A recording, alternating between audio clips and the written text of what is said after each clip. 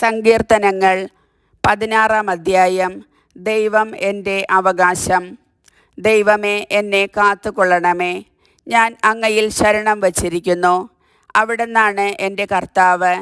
അങ്ങിൽ നിന്നല്ലാതെ എനിക്ക് നന്മയില്ല എന്ന് ഞാൻ കർത്താവിനോട് പറയും. ലോകം വിശുദ്ധരെന്ന് കരുതുന്ന ദേവന്മാർ നിസ്സാരരാണ്. അവരിൽ ആനന്ദം കൊള്ളുന്നവർ അഭിശപ്തരാണ്. അന്യദേവന്മാരെ അനുഗമിക്കുന്നവർ തങ്ങളുടെ ദുരിതം വർദ്ധിപ്പിക്കുന്നു. ഞാൻ അവർക്ക് രക്തം കൊണ്ട് പാനീയബലി അർപ്പിക്കുകയില്ല. ഞാൻ അവരുടെ നാമം ഉച്ചരിക്കുകയില്ല. കർത്താവാണ് എൻ്റെ ഓഹരിയും പാനപാത്രവും. എൻ്റെ ഭാഗധേയം അവിടുത്തെ കരങ്ങളിലാണ്. അഭികാമ്യമായ ദാനമാണ് എനിക്ക് അളന്നു കിട്ടിയിരിക്കുന്നത്. വിശിഷ്ടമായ അവകാശം എനിക്ക് ലഭിച്ചിരിക്കുന്നു. എനിക്ക് ഉപദേശം നൽകുന്ന കർത്താവിനെ ഞാൻ വാഴ്ത്തുന്നു. രാത്രിയിലും എൻ്റെ അന്തരംഗത്തിൽ പ്രബോധനം നിറയുന്നു.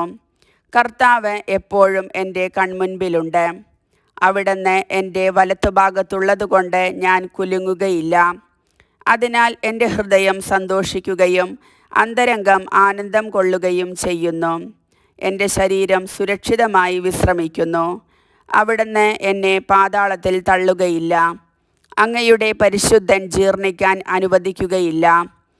അങ്ങനിക്ക് ജീവൻ്റെ മാർഗം കാണിച്ചു തരുന്നു. അങ്ങയുടെ സന്നിധിയിൽ ആനന്ദത്തിൻ്റെ പൂർണ്ണതയുണ്ട്. അങ്ങയുടെ വലത്തുകൈയിൽ ശാശ്വതമായ സന്തോഷമുണ്ട്. കർത്താവിൻ്റെ വചനം.